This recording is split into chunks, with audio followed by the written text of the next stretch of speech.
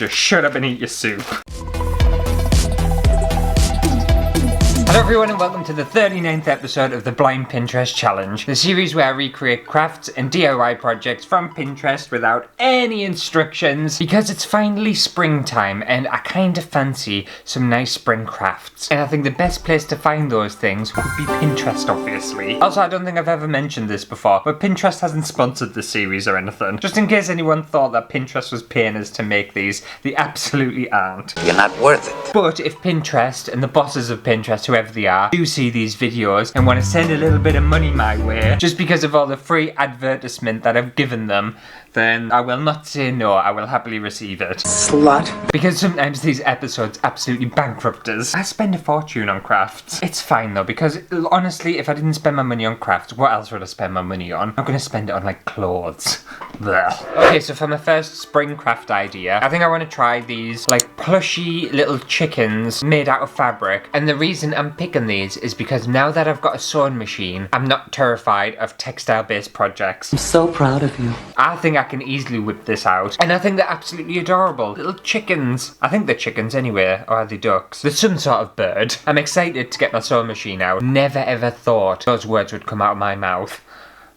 But they just did. Next up, keeping with the kind of bird theme, I think these are really cute. I assume it's some sort of like table decoration, but it's this little birdhouse on top of some sort of wooden stick, and they've kind of decorated the nest and stuff, and I think it's absolutely adorable. I think I can definitely do that. I think there'll be lots of like little bits and little components and stuff to it, and I think it's the kind of craft that you can easily make your own. But yeah, I think it's a nice little table decoration, or just a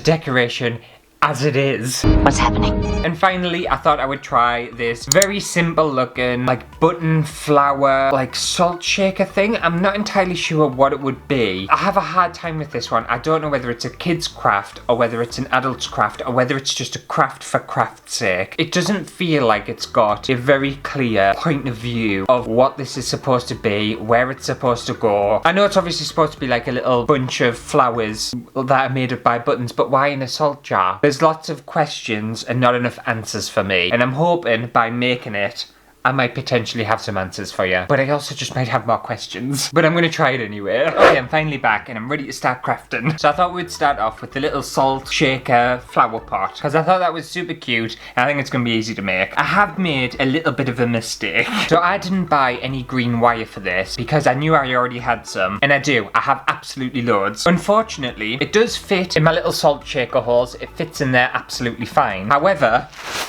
the buttons I've bought, they don't fit through the holes of the buttons. So that was a bit irritating, but it's fine. I've come up with a plan B, and that's to use this black aluminium wire that I've already got in the studio as well, because I have like lots of different kinds of wire in the studio. So my little button flowers are going to have black stems, but I don't care. And the thing is, I purposefully picked today's craft projects because they were like spring inspired and kind of like, you know, just like spring and summery and stuff. And spring has started while I'm recording this video. However, it has been, again, just so rainy and so cold. Seriously, the past couple of days have been absolutely freezing. It has been bitter. So I am craving some hot weather. Just some mild weather would be nice. The nights are getting lighter though, so that's fun. Okay, so I'm gonna unscrew that first. I'm pretty sure in the original one. Oh, I'm taking that sticker off actually. That's horrible. I hate stickers that do this. Why? Oh. Okay, sticker removed. And it looks like in theirs they've added a little bit of kind of, I don't know, like coloured paper or something, just to hide the bottom, I suppose. So I'm just gonna stick that in like that.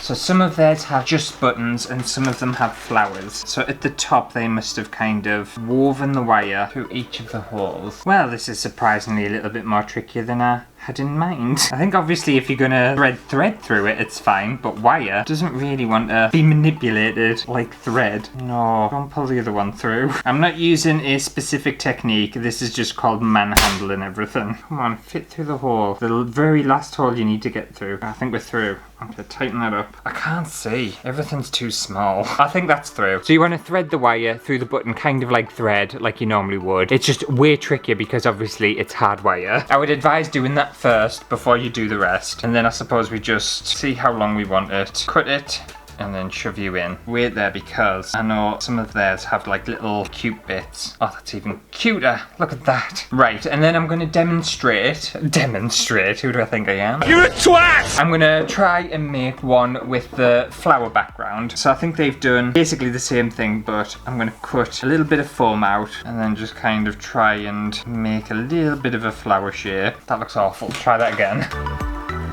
Well, that looks a bit more like a flower. And then I'm assuming they just kind of... Do you think they glued it on? I don't even think they glued it on. I think they just threaded it through the foam and through the button. I think that'll be easy enough to do. Also, all these buttons are absolutely tiny. I bought this pack on Amazon, and in the picture it showed these like giant buttons and little buttons and just a mixture of all different kinds. They have given me the smallest, scratchiest buttons they could find. I'm pretty sure they handpicked the worst buttons in a package and gave them to me. I don't know why. They clearly didn't like us very much. But they're all just proper shite. Right, so say we take our button there, take a bit more of this. I'd rather have too much than too little. Then I'm pretty sure we can just kind of thread right through the foam and through the button, bend the wire back down, back through the foam, back through the button. Look how cute that is. Obviously you know what that looks like? It looks like an egg, doesn't it? I've just realised it looks like a fried egg, not a flower at all, but it was supposed to be a flower. And then we'll give this one the little curly treatment too. Okay, I feel like I know what I'm doing. I've got 2 done. It's going to take me a very long time to make the rest. So I'll do that off camera and then I'll show you what I've finally come up with. This is going to take me like a solid hour just threading buttons through pieces of wire. I'm not done yet. I'm just quickly jumping on just to share a pretty obvious method on how to speed this up a little bit. Use some pliers. Genius. When you threaden the wire through the kind of button, use a bit of pliers to pull it through. It makes it a million times easier. Absolute piss easy. I've done this one, which is fully threaded in about 2 minutes. So I shouldn't be long. It shouldn't take us like an hour to do. Okay, I'm finally done with that. So we have expectation and reality. I think that's quite cute. I'm gonna get a bit of paper because the background's too busy again. I think that's a nice little craft project, I really do. I don't think my tissue paper idea particularly worked very well. I think they've done something else. And I did actually find some bigger buttons. Unfortunately, you'll be able to see that they're red and green, and that's because they're Christmas buttons. That's all I could find. I was gonna say it's like a kid's craft project or something, but using like the wire and stuff, it's actually quite sharp. Like I've stabbed myself a couple of times. So I don't know whether it's a kid's craft project or not. Maybe it's like an older kid. But then what older kid wants to make something like this? I don't know. I don't know who this is for, but I actually quite enjoy it. Apparently it's for me. And this thing in total set me back about £3, so can't really complain about that, can you? Not too bad. Not a bad little craft project. You are gonna go on my shelf somewhere. I don't know where, but I'll find a place for you. Okay, I thought we'd move on to the birdhouse centerpiece. And to start, I just bought a wooden log slice to act as the base. I also bought this very cute, very adorable wooden candlestick holder and just tried to glue it in the center as best as I could. I then also bought this birdhouse online, which I think looks super cool. You could obviously make the birdhouse from scratch, and I could make the birdhouse from scratch, but I'm not very good at woodworking. I'm absolutely shocking at woodworking, and I know my birdhouse wouldn't look very good. It would look really, really bad. So that's why I'm opting to buy one. But if you want to carve wood and whip tools out and stuff, then you go for it. You go, girlfriend. So I just proceeded to glue my already assembled birdhouse on top of the candlestick. And once I was happy, put it to one side to let it dry. And this is what we have at the minute. How cute is that? It's very, very strong too. I think that's looking really nice as it is. But there's obviously a few things I want to do to this, and obviously decorate it and stuff. First of all, I want to chop this string off because I don't want that. Yeah, because the thing is, if I tried to make something like this, like I would never be able to make this birdhouse. Look how nice that is. I wouldn't even know where to start with this. I have no idea. I don't understand how they've constructed the roof or anything. It'll have taken me days and days and cost me a fortune, and it would still look shit. So I would just much prefer to buy one. Cheater. But decoration-wise, I've got some little colourful foam eggs. I think they're cute. Some fake birds. I don't know how many I want to add. How many have they got? Only one. I might add 2. And then also some fake moss. And I'm just gonna hot glue it all together. Obviously. And I think with this as well, you kind of just want to make it your own, don't you? I'm not going to copy exactly what they've done, because I think mine's going to have a very similar vibe anyway. Alright, let's have a look at these little birds. Oh, look how cute they are. Look at that. Oh. I don't know why it's got a clip on for. I don't want that. Can I take it off? Where are you gonna go? I don't even know what kind of bird that is. It's not a robin, is it? If I could stick you onto the perch, that would be cute, wouldn't it? I'm gonna have to put another one on. I've bought 4. I may as well. This is the kind of thing where I could get really carried away and stick too much stuff to it and make it look really, really busy and really, really tacky and really, really ugly. But also, I like all of those things. As soon as you say really, really tacky and really, really ugly, I'm like, keep talking, What are we gonna call the birds? Well, you're like sassy because you've got pink hair. I'm gonna call you Frank. This one, I don't know. I think we'll call this one Martha. Martha and Frank. Martha can look over the top and then Frank can just be all sassy down there. She's watching over the nest. Because the babies are inside. Oh, see, the narrative's all coming together now. See, this'll be a talking point at dinner time. Right in the middle where you're trying to talk to someone. And you'll be like, what did you do yesterday? The food's very nice, isn't it? What was that? Yeah, oh, love that. I'm sure we've all been there when they've had like ridiculously massive centerpieces on the table and you can't see anyone you're talking to. Which, to be fair, depending on who you're talking to, can be quite good and beneficial. Just shut up and eat your soup. These eggs are well nice too. Maybe Frank laid it. I don't know whether that's a thing and whether, well, I don't think so. It's seahorses, isn't it? Seahorses. The male carries the babies and gets pregnant and the female, I don't know what the female does.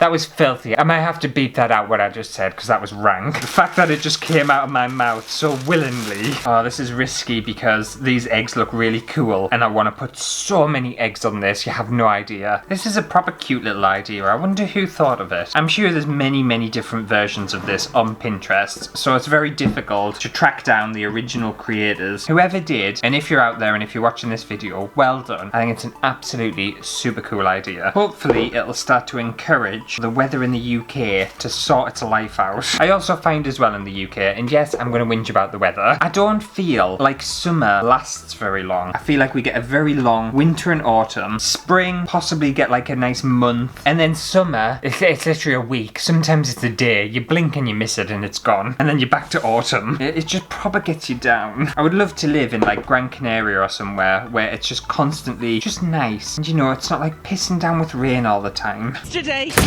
Apparently there was a report that went out not long ago that said the UK were the most like unhappy people living where we live. And I was like, you know what? Fair. Accurate. Also, we're just very brutally honest people too. Never ever ask a British person, do you like my hair or anything like that, because, well, actually we won't. We'll be well mannered even if we don't like it. We'll be like, oh, you know, it frames your face nice. That's a very unusual colour. That looks different, doesn't it? That's the kind of compliment you're gonna get from a British person, where it doesn't really feel like a compliment, but it almost does, so you don't feel that offended.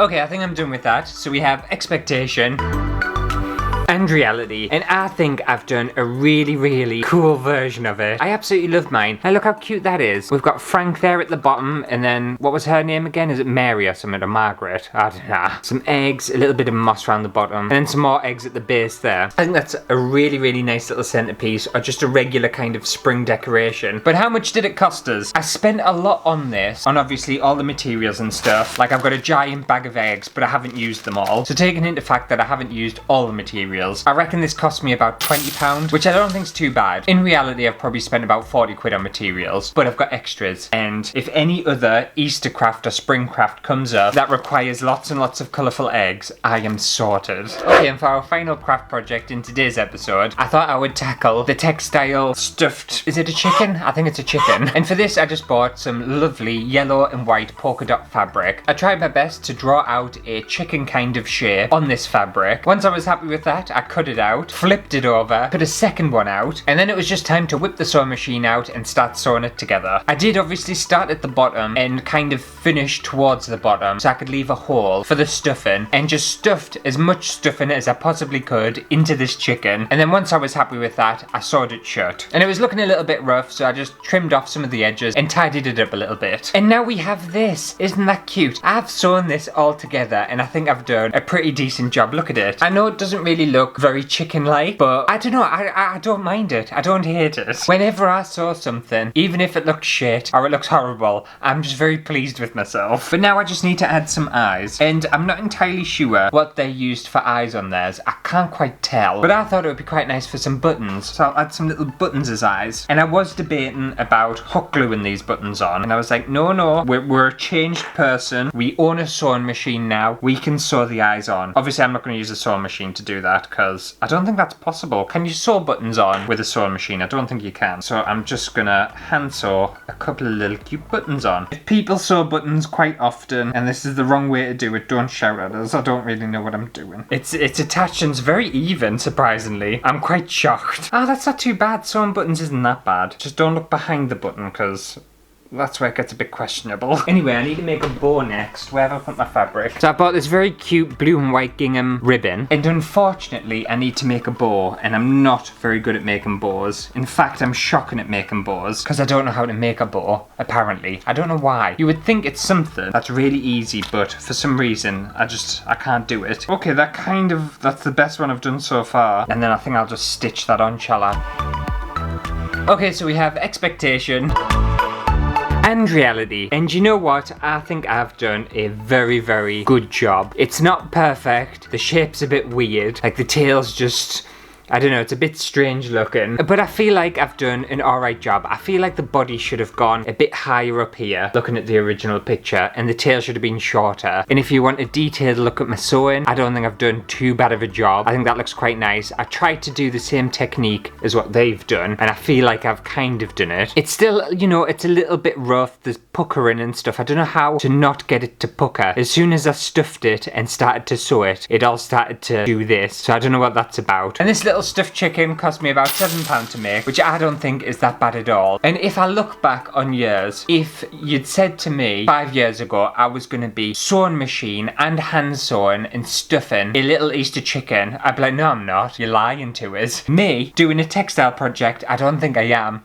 but I've done it. I know it's a very, very basic thing, but I'm still just really, really proud of myself today. But anyway, that just about does it for today's episode of the Blind Pinterest Challenge. Hopefully you have enjoyed it. If you did, make sure to give it a thumbs up and let me know which one was your favourite craft project today. To be fair, I think I've done a very good job with all of them. It makes a change. And I did want to say a big thank you to Arietta the Crafty Witch UK for becoming an exclusive VIO. You very important orange you. And I'll see you next week for a brand new video. Oh, I'm proper chuffed with my little creations today. Each one of those is gonna go in the background because I'm very, very pleased and proud of them. Oh, I'm starting to get my mojo back. Maybe I feel like I've had like a good couple of shitters recently. Maybe I'm starting to pick it up again. It's about time. It's about time.